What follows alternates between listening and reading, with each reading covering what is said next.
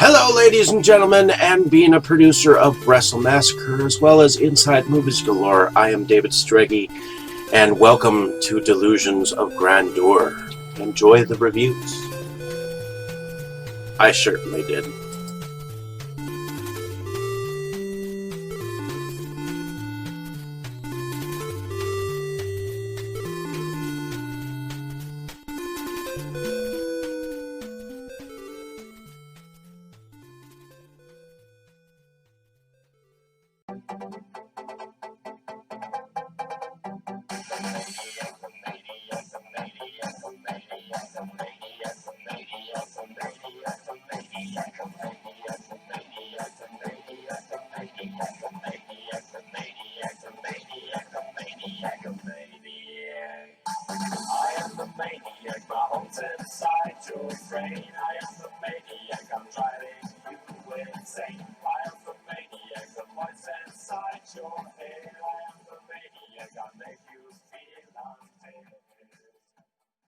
Okay, Dave, that's it. Screw you and your college flunkies.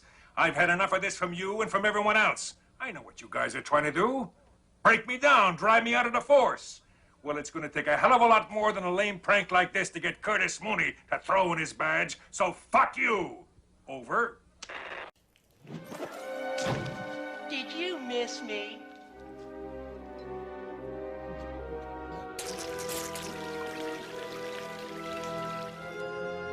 I guess not.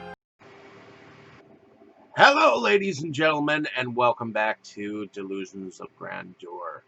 I'm your host, David Strege, and here I have another review for you. This time it's from an anthology film from 2015, put out by Dead Lantern Pictures director Mathew Kister, who hails from Nebraska. And I wanted to go on about this particular film, especially since I've been revamping many of my reviews that I wrote under the blog Movies Galore of Milwaukee. So, thank you for checking my thoughts out here. One of my starting films that I started to review on, so I figured I'd go back and check this baby out again. So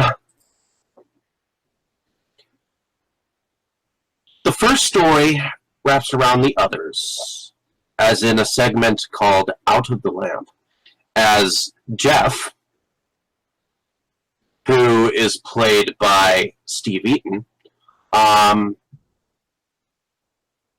only wants to make a frozen pizza.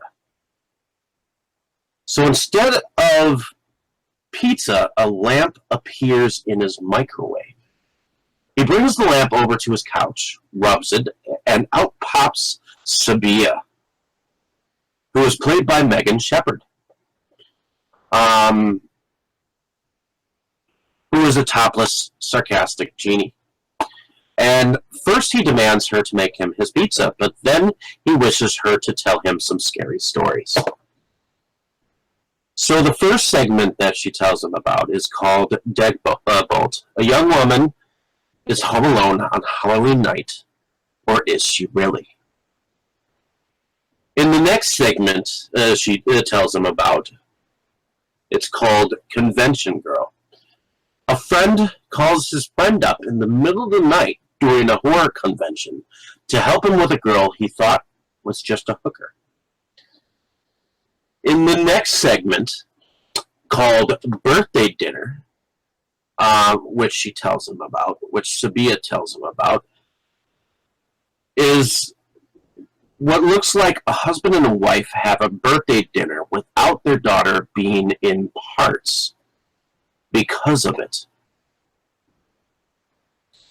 In the next segment, which is called Whispering Board, three girls are gathered around a Ouija board to come in with the spirit, to commune with the spirit of a dead boyfriend. little does she know the truth. In I Dream of Ginny, Sabia tells a personal story of a precious master as John Thomas receives a package with the lamp. As the saying goes, be careful what you wish for. In Shortly After Nightfall, which is the following segment, a Dragnet-like detective follows a lead to a motel that has unfinished business. A wise man once told him, any story with a woman ends in a wooden kimono. In Bad Heart, which is the next segment, a serial killer who kills on Valentine's Day gets reincarnated. In the next segment, which is called Last Breath, a woman comes to suspect her man is cheating on her when he's only late. In the last segment, which is called A Christmas Horror Story, Kyle and a group of kids are decorating a storefront when they hear on the radio station of a white male in a Santa suit that is killing 4 people. Now, I enjoyed this anthology. It was a lot of fun watching it. Definitely more comedy in it than chills, but definitely worth a watch. I'll remember the crime story and the story where the dude wished for his ideal woman, and the girl who was home alone on Halloween night the most, as I've always enjoyed anthologies like Creepshow and Tales from the Crypt. I also enjoyed the acting. It was very much noticed that Kister, that Kemple, had talent on board. Knowing that it was a micro-budget anthology puts my faith back into people having less, who always try to produce more. It definitely had enough nudity to keep the tongues wagging, and I enjoyed how he tried to have a little bit of everything. I give this anthology